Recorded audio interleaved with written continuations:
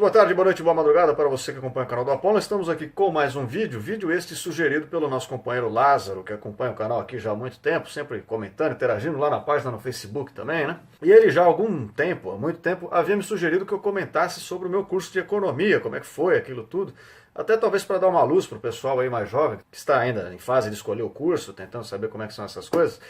Então eu resolvi fazer vídeos nesse sentido, mas não só do meu curso. Vamos começar hoje com esse, em que eu trouxe um convidado, nosso colega Ares, que estudou Relações Internacionais na Universidade Federal de São Paulo. E ele vai contar para nós um pouco mais sobre como é o curso de Relações Internacionais, né? O que esperar, qual é o horizonte profissional, qual é o objeto de estudo dessa área do saber aí. Então, mais informações virão a seguir. Porém, o vídeo ele é um pouco mais longo e ele está em formato de podcast.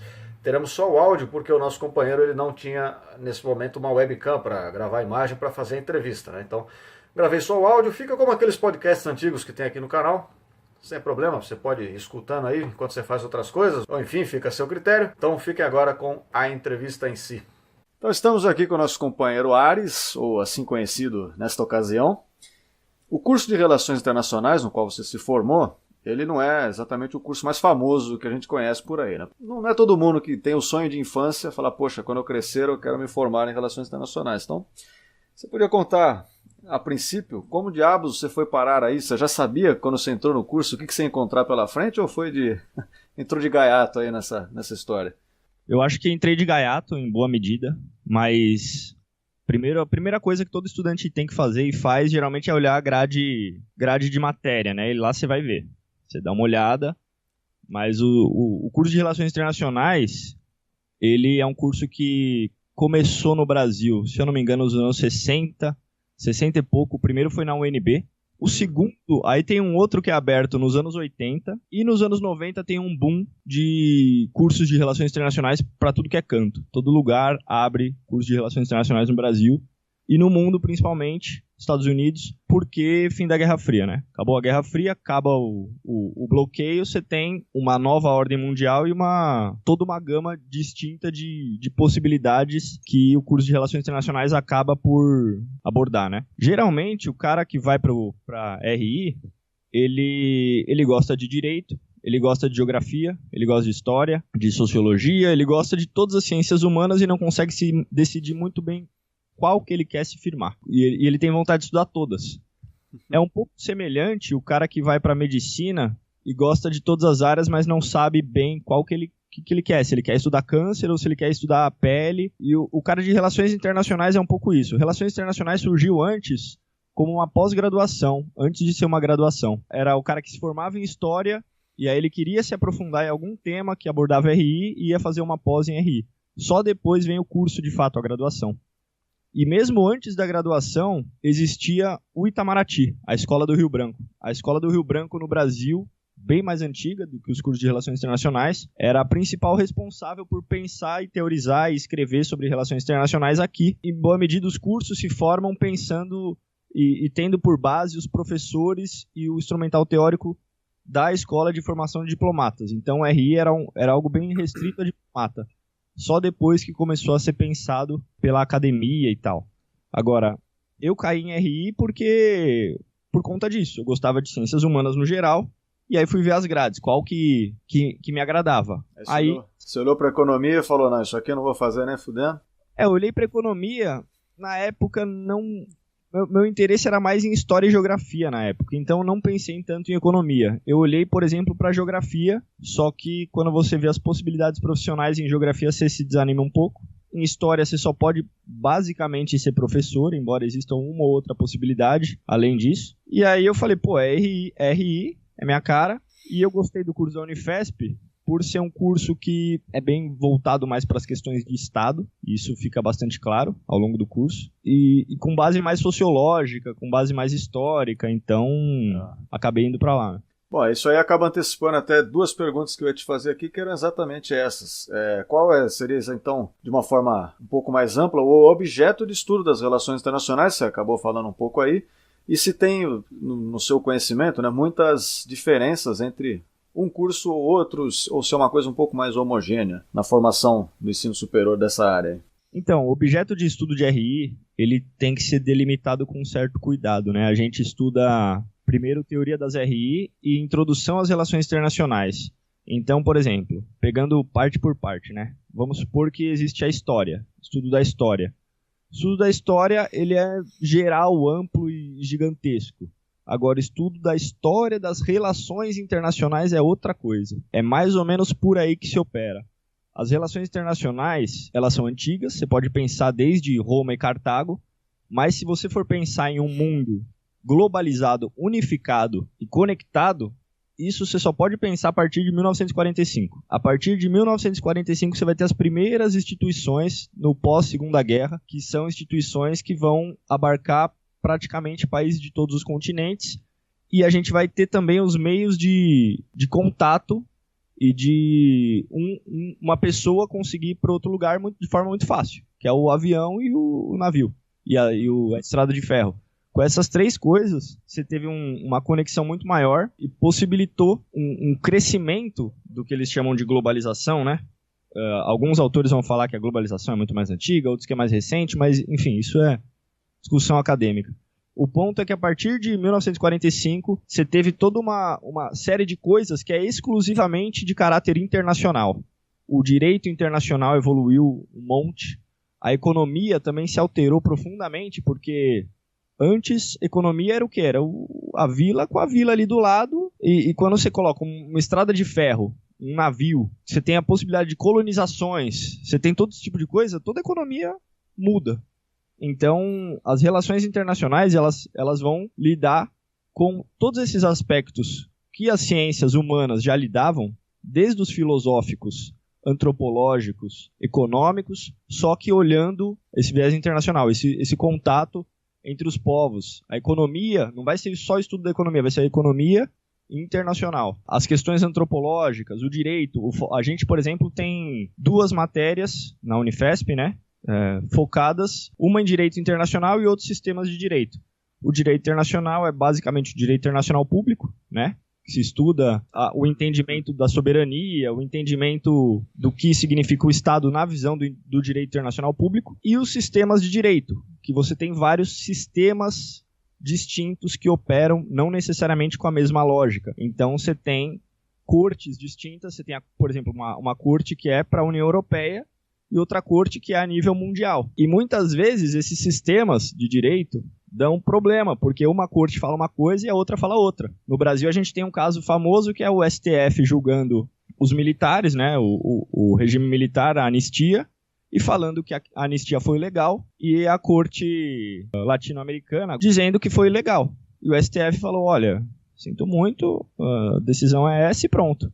Então, RI acaba tendo muito essa visão mais da faceta internacional de algum aspecto das ciências humanas.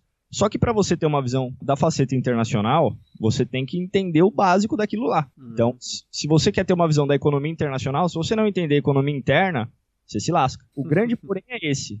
O cara que estuda RI, ele vai estudar um pouco de tudo e ele corre um grande risco, um risco muito grande de não saber nada, de ser um cara que vai ouvir falar um pouco de casa, virar quase um jornalista, porque ele vai ouvir falar cada coisa e não vai se aprofundar em nada. Então, se o cara de RI não se aprofundar em nada, ele termina quase como um palpiteiro. Mas apesar de não se aprofundar em nada, ele vai se sentir no direito de comentar sobre tudo, não é isso? Vai se sentir no direito de comentar. E aí você tem bons profissionais, que são de fato pessoas que têm um conhecimento a fundo sobre tudo, pessoas muito eruditas, que o cara estudou a fundo direito, a fundo economia. E, por exemplo, o Aron, que é um teórico das RI, é o Raymond Aron, né, um francês. Ele, primeiramente, é um sociólogo. Ele é conhecido como sociólogo. Ele tem diversos livros e escritos sobre sociologia, só que ele também é um exímio teórico das relações internacionais.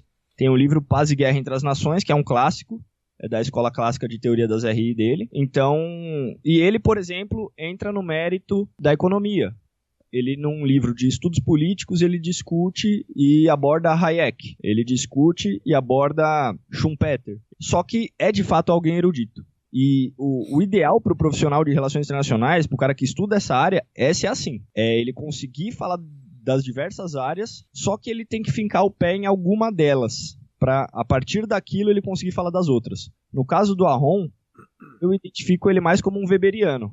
como um sociólogo. Então ele vai falar de economia? Vai, só que ele vai ter um olhar sociológico para aquilo lá. Então o cara de RI, ele pode falar do tema que for. Por exemplo, ele pode falar de economia. Só que se a base dele for direito internacional, ele vai falar de economia por meio de quê? Por meio do que ele conhece, sei lá, dos estudos dele da OIT, Organização Internacional do Trabalho, ou da OMC, ou do Mercosul, ou da União Europeia. Então ele tem que ter base em alguma coisa. A partir dessa alguma coisa, ele consegue analisar outras, muitas. Só que quem fica, e tem muita gente em RI que acaba sendo assim, né? Quem fica só, ai, tô aqui, mas não sei se eu gosto, mas e tal, e não tem uma base, essa pessoa se estrepa, se perde e fica descaracterizada. O curso fica jogado no lixo. Falando dessa forma, assim, eu escutando agora, né, parece algo até um tanto pretensioso no sentido de abrangência, né? Porque o cara, realmente, se ele não se especializar em alguma coisa, ele vai querer tratar de tudo, e tratar do tudo é absolutamente impossível, né? Agora, entrando também, aproveitando esse seu gancho aí, do cara que não tá nem aí, não vai acabar fazendo nada, vai acabar vingando, o curso de Relações Internacionais, depois que o cara se forma, qual é o horizonte profissional que o sujeito pode vislumbrar na sua frente? Ele vai trabalhar como consultor de empresas, ele vai ser um diplomata, ele vai, enfim, ser contratado em geral para desempenhar que tipo de função? No que ele se torna exímio operador aí mais adiante? Então, vou falar do caso do diplomata, que é um mais notório, geralmente o pessoal se interessa mais, e depois eu falo do mercado geral. Eu lembro que no primeiro semestre de curso, uma das professoras perguntou quem ali queria ser diplomata, né? E metade da sala levantou a mão, ou até mais. Então umas 20 e poucas pessoas levantaram a mão. Ah, eu quero ser diplomata, tal. No fim do curso, metade da sala já não estava sequer na sala. Isso já dá um bom parâmetro de como é que é o negócio. A carreira de diplomata, as pessoas entram achando que RI assim, você fez RI, para você depois ser diplomata é um pulo, não tem nada a ver. Primeiro porque para alguém ser diplomata, ele tem que só ter uma graduação, em qualquer área que for. É por isso que o Roberto Campos vira diplomata, porque ele disse que a graduação dele não permitia fazer quase nada. E se eu não me engano, ele era teólogo, ele tinha estudado para ser padre. Um negócio assim. E aí, ele não podia prestar por banco, não podia prestar para isso. Ele falou, bom, então me sobra o quê? O Itamaraty. E aí foi lá e fez o Itamaraty. Mas, quando eu fui, por exemplo, na escola do Rio Branco, o diretor da escola era um engenheiro. E então, entra de tudo que é gente no Itamaraty. A concorrência é brutal. O cara entra com muito idealismo no curso de RI, isso é muito grande. A ideia de que você vai buscar a paz mundial, que agora os tigres e os cordeiros vão viver lado a lado e não vão se matar. Sanar todos os problemas na faixa de Gaza. Sim, que ele vai fazer um TCC e aí Israel e Palestina não vão mais entrar em guerra. É muito assim. O primeiro semestre de RI é absurdo o que entra de gente assim. Eu não estou falando que seja necessariamente uma coisa ruim, porque é o processo de amadurecimento, né? As pessoas... é ruim quando a pessoa mantém um idealismo muito grande, mas as pessoas entram com um idealismo grande, inclusive sobre a profissão de diplomata. E a profissão de diplomata... é um negócio que primeiro o cara tem que se matar para entrar, ele tem que ter uma grana boa para pagar, uns 3, 4 anos de curso pro Itamaraty, não vou citar o nome do curso, mas todos os diplomatas de 10 anos para cá que passaram no Itamaraty fizeram o mesmo curso, então é meio óbvio qual é, e então o curso é uns 1.000 e pouco por mês. Se você não tiver essa grana durante 3, 4 anos e fizer exclusivamente isso, estudar todo dia, sabendo também línguas estrangeiras, com muita dedicação, é muito difícil de entrar. Se você não tiver essas coisas, né? Então a pessoa tem que ter uma expectativa realista. E aí a carreira do Itamaraty tem outra coisa, que é uma carreira, em primeiro lugar, é uma carreira hierárquica. Você não vai chegar lá e apitar alguma coisa. Você vai obedecer os parâmetros do cara que está acima de você, do seu, se eu não me engano, é embaixador. A última fase da carreira, além do ministro das Relações Exteriores, é um embaixador. Então, o que a linha dele de política externa ditar, você vai seguir. Ponto. E vamos supor que o cara gosta muito, tem vocação, vai se matar para estudar e vai virar diplomata. Tudo bem. Aí, primeiro ano como diplomata, ele vai pra Gana. Vai ficar numa situação meio... já às vezes ele não vai pra um lugar que ele gosta tanto. Ele pode ir pra um lugar que às vezes tá em guerra, que às vezes tá com algum problema, enfim. Geralmente, o primeiro lugar que diplomata vai é a África e Ásia, né? Aí vamos supor que ele tem uma namorada que gosta muito dele e fala, amor, eu vou junto com você.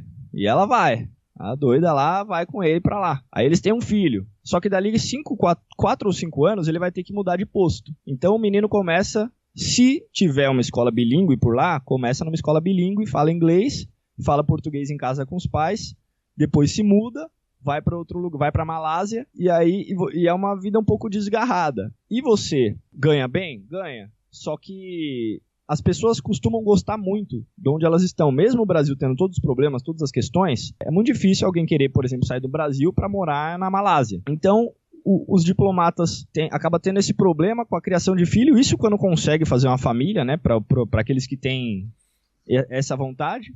E muitos diplomatas acabam também trabalhando, aliás, não trabalhando.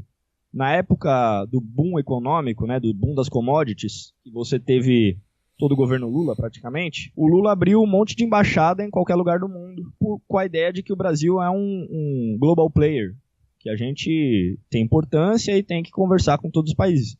Só que tem países que o Brasil praticamente não tem relação comercial e não tem também muito o que conversar. E aí o diplomata fica lá, fala assim, oi, o Brasil gosta do seu país, e o outro responde isso. Tem que falar. Então o cara não trabalha, ele fica lá passeando. É interessante que existe um blog, Jovens Diplomatas, chama, e se você lê aquele blog... Você fala, primeira vez que eu entrei no blog, né? Vou ler, vamos ver da hora, né? O que os diplomatas falam das questões do trabalho e tal. Nada. Eles só falam da vida privada deles e do que eles estão curtindo, porque muitas vezes o trabalho não tem. E também o que eles fazem acaba sendo muito protocolar, muito procedimento burocrático sem sal. Então a carreira não é aquilo que eles imaginam. E é bom lembrar que essa função é exercida por poucas pessoas, né? Não é todo mundo que vai chegar a esse estágio de diplomata, né? Sim. Na verdade, quando o cara passa no Itamaraty, ele não necessariamente vira um diplomata, ele vira terceiro secretário. Ele pode escolher a carreira diplomática ou ele pode escolher a carreira de trabalhar em chancelaria, com a questão de visto. Essa deve ser divertida. É mais...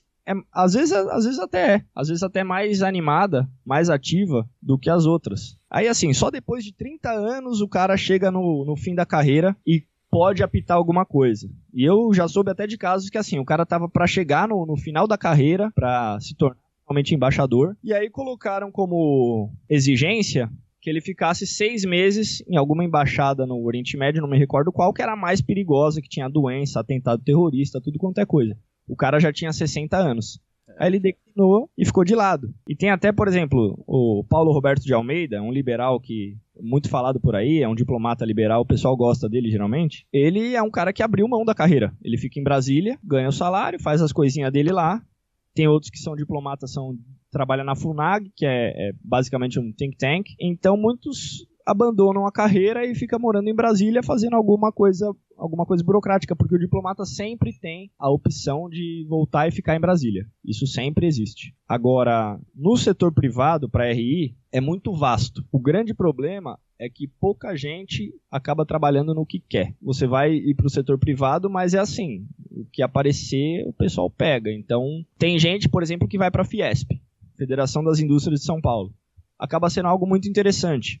Porque quem estudou industrialização brasileira, quem estudou economia, comércio, a Fiesp tem tudo a ver, tem atuação internacional e tal, é muito legal. Tem gente, por exemplo, que vai trabalhar em câmeras de comércio. Câmara de Comércio Brasil e China, Câmara de Comércio Brasil e Paraguai. E aí vai resolver todo esse tipo de questão. E tem gente que vai para a empresa mesmo. Aí, assim, é um campo muito vasto e depende muito tanto da formação da pessoa, tanto no que ela se especializou, no que ela se dedicou, nos cursos que ela fez, na experiência da carreira dela. Então, tem meninas da minha sala que querem ir para esse setor privado e fazer a vida nisso, então elas já participaram da empresa júnior da faculdade, já fizeram uma série de cursos, e aí cada uma está em uma, mas o que eu vejo e acaba sendo recorrente é a pessoa não trabalhar com aquilo que estudou. Ainda mais quando é um curso voltado para a área pública. Cursos que são voltados para a área privada acaba sendo mais parecido e mais semelhante com um curso de administração, talvez. Porque é algo muito mais ligado à área empresarial. E aí, se você for ver, eu citaria, por exemplo, a FAAP, a ESPM, um pouquinho e talvez a Belas Artes. São faculdades que têm cursos mais voltados para o mercado. Então, fica mais fácil, né? Mas aí é muito vasto, é até difícil. Eles geralmente tentam fazer eventos e falar um pouco disso. E aí aparece de tudo quanto é coisa. Tem gente que vai estar em empresa de farmacêutica, porque tem a área internacional. Todas as empresas hoje em dia têm a área internacional. Então, e tem gente que está até, sei lá, na prefeitura. Isso que eu ia falar. A maioria das pessoas que eu conheci que são dessa área acabaram indo para empresas que não necessariamente é o que você imagina que vai ser a carreira do internacionalista, é assim que se chama? Eles tem gente que fala internacionalista, mas tem gente que não gosta. Porque internacionalista remete a internacional dos trabalhadores também, né? Aí o cara odeia confundir, aí ele prefere falar igual tem um analista político, então tem um analista de relações internacionais. Mas eu acho que é frescura. Internacionalista deixa bastante claro hoje em dia. E um detalhe que você tocou aí, que eu esqueci de comentar aqui, é essa questão das línguas, né? O sujeito que vai seguir essa área tem que saber várias, pelo menos as 4 línguas para ele estar no nível mais ou menos. Ele tem que saber, de começo, o português. Que pouca gente sabe. Parece até bobo falar isso, mas o português ele tem que saber muito bem, ele tem que escrever muito bem. E ele precisa saber o inglês e espanhol. Isso para fazer o curso, porque vai ter matérias, vão ter matérias no curso que todas as leituras são em inglês. Matérias que era assim, 70, 80 páginas daquela matéria na semana em inglês. Muitos autores não existem tradução. Esse era um bom programa para você patrocinado por alguma escola de inglês, né? Fazer aqui a propaganda. É verdade. Aí o pessoal ia dar uma upada no canal do Apollon.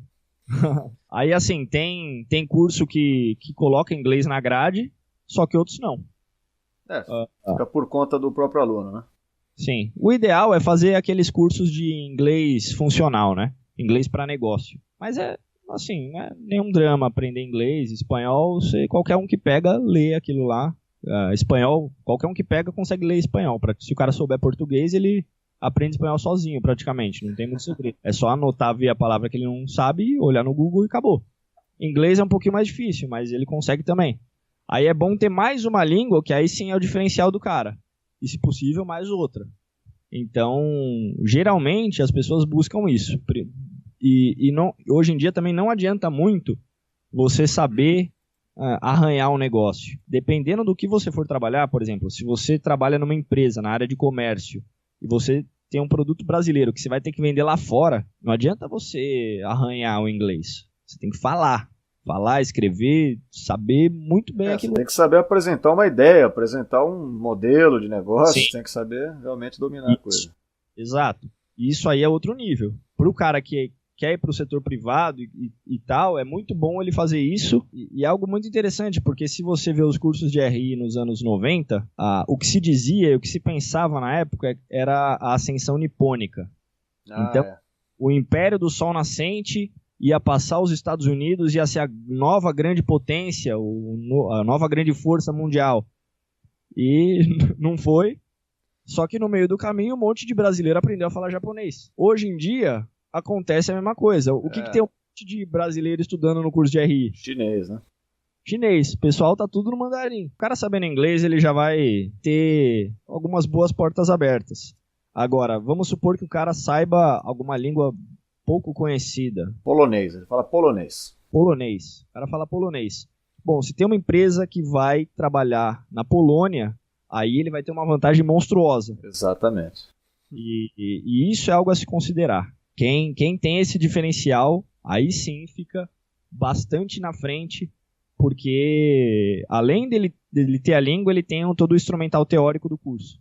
Isso é legal. Tem mais um setor que eu não falei, que é o setor dos pobres e dos idealistas, mas que por incrível que pareça atrai muita gente. Eu acho que de começo, né? Depois tem uma galera que larga, mas tem outros que fica mesmo e vai até o fim, que é as ONGs. Tem a galera que vai trabalhar em ONG. O cara, ele tá conformado que ele não vai ser rico, que ele vai ter uma vida mais humilde, mas ele é idealista e quer fazer aquilo lá. Então, ele vai para uma Conectas, ele vai para alguma ONG e faz o trabalho dele lá, né? Consegue viver assim. Sua experiência pessoal no curso, você saiu desiludido de alguma forma ou realmente satisfeito com o que você atingiu aí? Então, é o seguinte, RI eu tenho uma sensação dúbia com RI, ao mesmo tempo que eu amo, eu odeio. E algo muito importante é as pessoas saberem que elas têm que escolher o curso pensando no que elas vão trabalhar, não no que elas vão fazer durante o curso, porque aquilo lá não define a vida delas. O que ela vai fazer a vida toda é mais ligado ao trabalho. Então, se você pega assim, um médico, a satisfação dele é curar o paciente, ele ajudou um cara lá que tinha câncer, ele se sente feliz no fim do dia.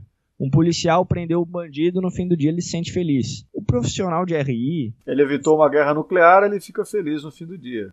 É uma pretensão, geralmente são pretensões megalomaníacas, né? A gente entra pensando que vai conseguir alterar alguma coisa. Por exemplo, minha primeira iniciação científica foi Brasil e Rússia, a mudança do sistema internacional. Então a gente entra pensando num negócio gigantesco. E quando você vê no fim do dia, você fala, bom, se eu conseguir mudar ali um negócio no meu bairro, a forma que o pessoal pega o lixo, já tá ótimo. Então você se frustra muito, muito Aliás, você pode se frustrar se você esperar esse tipo de resultado, né? Se você esperar que você vai fazer algo e vai ver, assim como vê nas outras profissões, como um bombeiro que salva a criança, o gato que subiu na árvore, ou a menininha no incêndio, você não vai ter esse tipo de coisa em RI. E é muito provável, por exemplo, quem vai para o setor acadêmico vai escrever algo brilhante sobre política externa brasileira, sobre relações do Brasil e Estados Unidos, e o governo brasileiro não vai dar a mínima. Ninguém vai ler aquilo lá e não vai valer de nada. Você só vai ficar conhecido entre os seus, né? Só. E olhe lá.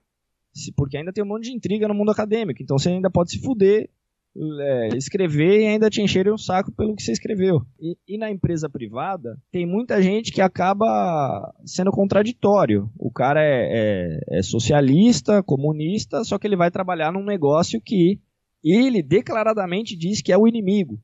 Ele fala, esses caras são inimigos, e ele vai lá ser o empregado do cara. E nas carreiras públicas também, ele vai ficar subordinado muitas vezes a um governo que, porra... Tem os dois lados, né? O socialista vai trabalhar na empresa privada e o liberal acaba vindo trabalhar para o Estado. Sim, é hilário isso aí. Então, minha relação com a RI é um pouco isso. Eu gosto muito do curso em si, do que se estuda. Eu não gosto tanto da área profissional em RI. Tanto que hoje eu penso... assim, tem muitas áreas que eu gosto, mas na situação que o país se encontra, dá um desânimo muito grande em você nadar contra a maré. Você vai soltar um peido, vai vir um vendaval e acabar com você. Não vai adiantar de nada. Então, você vai jogar Você está tentando, com um copo de água, né, um copinho de plástico, tirar a água de um Titanic que está afundando no oceano. Seu trabalho vai ser inútil. E aí você sente muito isso, que por mais que você se mate e faça, a mudança vai ser mínima e o cenário, geralmente para muitos analistas, é extremamente pessimista em uma série de coisas, que não convém entrar aqui. Aí acaba sendo por aí, só que ainda assim eu gosto, ainda assim quem gosta de política, quem gosta de geopolítica, economia, gosta de estar ali, de pensar aquele negócio, Então, ainda assim, e muito das carreiras públicas me atraem, tanto que ainda assim, por exemplo, a ABIN é algo que eu acho muito legal, e é um órgão de espionagem, de inteligência. O Brasil tem que ter, todo país sério tem, e o nosso está meio que subutilizado e quase não existe.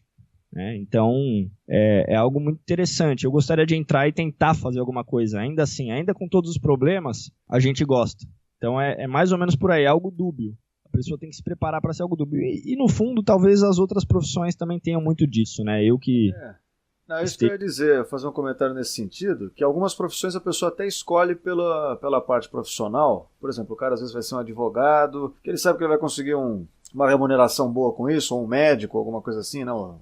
Mesmo ele não gostando tanto. Agora, essa sua área, pelo que você está me dizendo, o cara realmente ou ele tem que estar muito interessado, ou não tem por que ele estar ali, né? Sim. Agora, a parte do setor privado é negócio. A pessoa tem que gostar de negócio, de planilha, de venda, de uma série de coisas. Tem, por exemplo, think tanks que fazem serviços muito legais, que é, por exemplo, o governo norte-americano tem um certo capital e quer investir em tal lugar do mundo. Então aquele think tank vai fazer uma análise dos lugares do mundo, uma análise de risco econômico e risco político, e indicar quais lugares que ele tem que é mais provável, que é melhor ele investir, que é menos provável ter guerra, inclusive terremotos, porque tem analista que não leva isso em consideração. Aí você tem um terremoto lá no Japão, muda tudo. De uma certa forma é a vocação, né? Quem gosta de política, quem gosta de economia, sociologia, mesmo em umas condições ruins, ele vai estar animado, ele vai curtir o debate, a coisa toda. Mas na vida você tem que engolir muito sapo, né? Então acho que toda profissão vai ter um pouco isso. Então, mais uma vez aqui vamos agradecer a presença do nosso companheiro Ares, um nome sugestivo, né? O Deus da Guerra, falando de relações internacionais. Você resolve tudo na porrada, cara. O que você está falando aí de diplomacia? RI é guerra. O pessoal entra em RI achando que vai falar... Aliás, muita gente entra em RI para falar da fofoca do Obama, quem que o príncipe Charlie comeu, quem fez. Não, RI é guerra. RI, como diz um professor meu, é o lobo comendo a ovelha. RI essa é a base da coisa. Se for para ficar em fofoca internacional, é fazer um curso de moda, que é melhor. Mas agradeço aí a presença no canal, espero voltar outras vezes aí. Beleza. Assim que houver algum tema pertinente pra gente, vamos que vamos. É nóis. Então, por enquanto é isso. Todos os senhores que acompanharam até aqui, muito obrigado. Espero que isso tenha esclarecido, pelo menos alguma coisa, né? Em breve sairão mais vídeos, inclusive o meu, comentando a minha área, que foi economia, né? O que eu posso dizer desse tão desgraçado curso? Sofrido. E... a gente nem parou para falar do curso em si, das matérias, dessas coisas, senão aí é outro drama, né? Mas isso aí nem é um ninho de vespa que é melhor nem tocar às vezes, né? Então, agradeço a todos vocês que acompanharam até aqui. Inscrevam-se no canal, avaliem o vídeo e até a próxima.